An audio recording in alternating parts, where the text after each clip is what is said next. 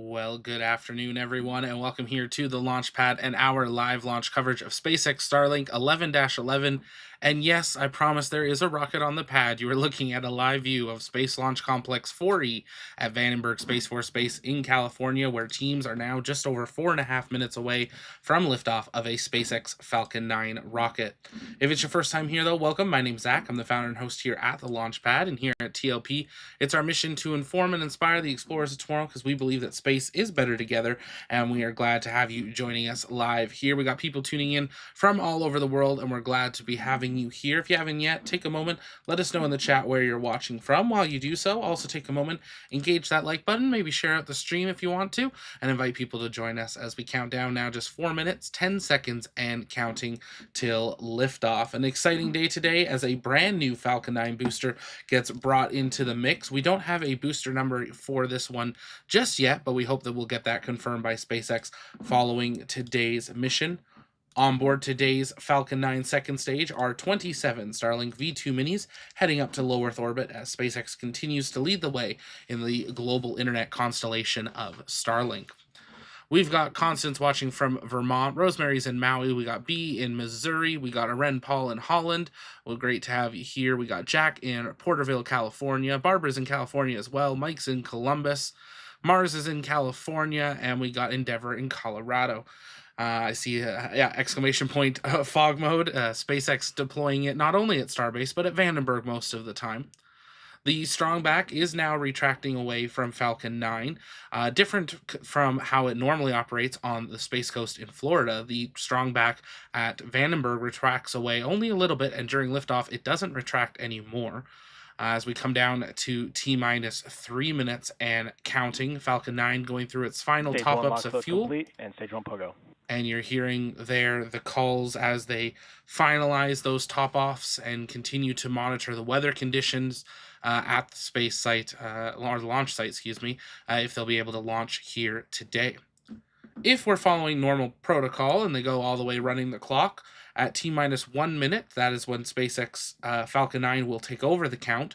It will then begin pressurizing its tanks to flight levels as it prepares for that ignition. At T-minus 45 minutes, that's when we normally get that final go for launch from the launch director for liftoff here today. As always, if it's your first time here, though, welcome. Take a moment, engage that subscribe button so you never miss another live launch coverage right here on the Launchpad Network. Also, head over to tlpnetwork.com to stay up to date with the latest of the launch schedule and our TLP mission briefings. A programming note, we will be covering tonight's launch of Soyuz MS-27, 2 Russian cosmonauts and 1 American astronaut, heading up to the International Space Station with an instantaneous launch window of 1:47 a.m. Eastern. That Soyuz 2.1A rocket will lift off from the Baikonur Cosmodrome. Stage 2 launch load complete. And is scheduled to dock to the International Space Station just about 3 hours later. So when we begin our launch coverage, we will be staying live following the mission all the way through hatch opening on the International Space Station, and we hope to see you guys with us for that tonight. If you haven't joined us on the TLP Discord yet as well, that you can join that. That's for free, and that's where our community hangs out in between streams. Meant to say it earlier, but if not, let's see that go, no go in the chat. If you're a TLP member, don't forget to use those custom TLP launch emotes. And there's our first kind of look at the vehicle as we count down, coming down to that 1 minute mark where Falcon 9 should take over the count for tonight's flight. Falcon 9 is in startup.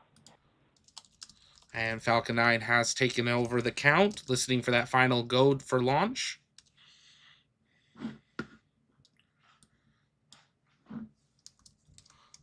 LD is go for launch. And the LD is go for flight. T-minus 40 seconds and counting.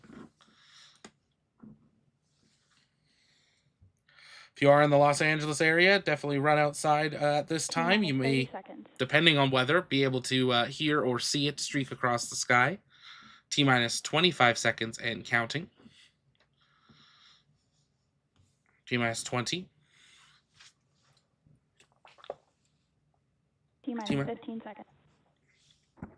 T-minus 10. 10, 9, 8, 7, 6, 5, 4, 3, 2, 1. Ignition. Liftoff of the Falcon 9. Go SpaceX, go Starlink.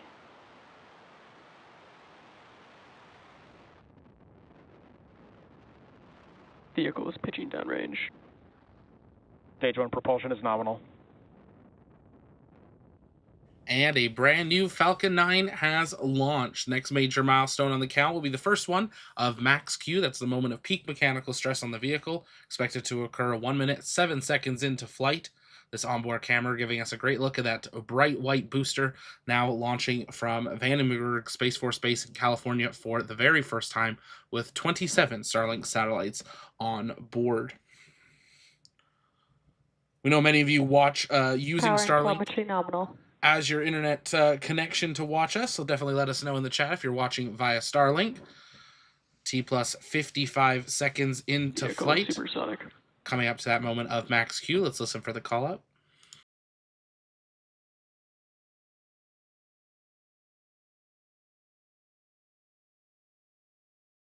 Max Q. And there is that call of max Q. Now, the next moment will be the beginning of a sequence of events in the countdown. At T plus 2 minutes, 25 seconds, Falcon 9 will experience MECO, or main engine cutoff of those 9 Merlin 1D engines. This will be immediately followed by first and second stage separation, MVAC engine start, or SES-1.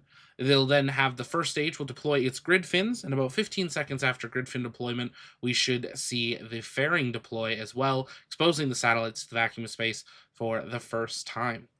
Having some very interesting connection from SpaceX here this evening on their broadcast. It's jumping around, and you can see it's on their end because our overlay is still scrolling.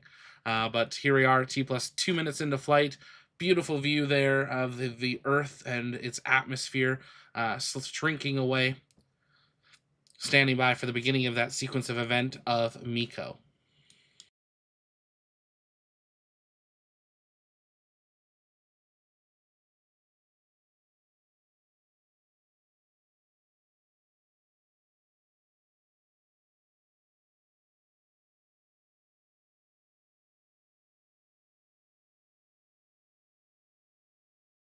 Main engine cutoff. Stage separation confirmed.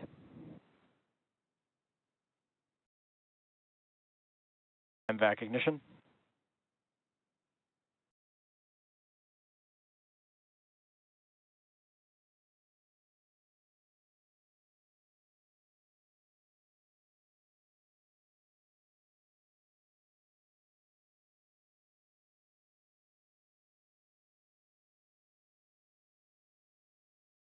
Fairing separation confirmed. And there you can see those 27 Starlink V2 minis now exposed to space. That fairing floating away from that second stage on the right side of your screen. The first stage is now floating up to its apogee. Both the first and second stage are over 100 kilometers in altitude, passing that Kármán line. As always, let's see those guesses for how high you think today's first stage will go, apogee meaning the highest point. The first stage will then begin its journey back down to Earth, attempting its first ever landing. Today's landing will be on the drone ship, Of Course I Still Love You. The first stage will conduct its entry burn at 6 minutes, 2 seconds into flight, lasting 24 seconds, and an entry burn or a landing burn, beginning at 7 minutes, 47 seconds into flight, lasting about 25 to 30 seconds as it touches down on the drone ship. During that whole time, the second stage will continue under power, increasing its speed up to its initial parking orbit. The second stage will then cut off and go into a coast phase until 51 minutes, 57 seconds when it ignites for just 1 second to finalize it into its deployment orbit. At 58 minutes, 50 seconds into flight, SpaceX will deploy the 27 Starlinks. Now, unfortunately, SpaceX no longer provides live coverage of deployment, so stay tuned to their social media for updates on how that has proceeded. But we'll be staying live all the way through first stage landing and confirmation of SECO 1. We'll, of course, be answering your comments and questions in the chat. And it looks like we had apogee of 115 there today as the highest point. The brand new booster now beginning its journey back down to Earth, coming up just about a minute and a half away from its entry burn. Second stage now coming up to over 11,000 kilometers an hour in speed, continuing to increase, passing through 144 kilometers in altitude. If you guys have questions, you can send those in the chat by tagging us at the launch pad, and I'll work in answering a few of those live. Again, we hope that you'll join us later today for the launch of 2 Russian cosmonauts and a NASA astronaut to the International Space Station aboard Soyuz. We'll be staying live from launch to docking to hatch opening all the way through, all on one stream, as Russia looks to go for today's mission, docking less than 3 hours after liftoff here today.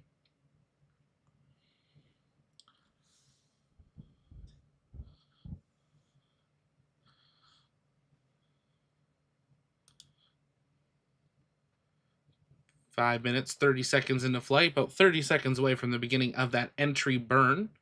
It's when the Falcon 9's first stage will ignite a few of its engines to help it slow it down and re-enter the Earth's atmosphere. This also uses those engines to create almost like a protective shield as it re-enters, protecting the booster from the superheating of re-entry. This is why Falcon 9's first stage doesn't have a re-entry heat shield or anything like we see with Starship, or that we saw it with the Space Shuttle or with Dragon.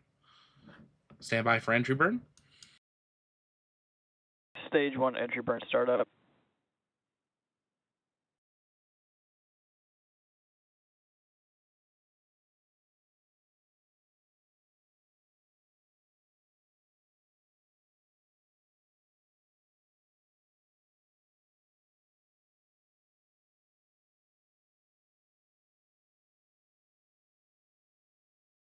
Stage 1 entry burn shut down. And Falcon 9 completing its first entry burn, now beginning its free fall descent back down to the drone ship. Of course, I still love you. Now, just using the thickness of the Earth's atmosphere, its grid fins, and the booster's body itself, Falcon 9 will slow down from 5,000 kilometers an hour over the next 25 kilometers in preparation for that landing burn, expected to begin 7 minutes, 47 seconds into flight. But it's amazing to be able to watch this speed get bled off just using the thickness of the atmosphere and the booster itself.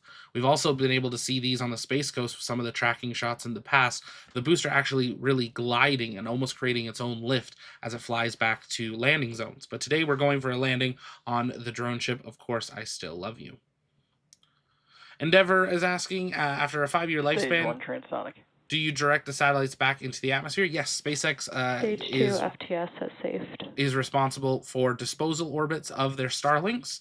So all of them are brought in over designated areas and are tracked and identified when they will re-enter. So that is one of the things SpaceX has done since the very beginning of Starlink, is making sure they can control the Starlink satellites and dispose of them rather than create more space junk. And that's something you're going to have to do if you want to have 40,000 of these in orbit, and that's only one constellation. Drone ship now coming into the view. We should have drone ship camera in just a moment. Stand by for touchdown of a brand new Falcon 9 booster. Stage 2 in terminal guidance. Looks like a beautiful day out on the drone Stage ship. 1 landing leg deploy.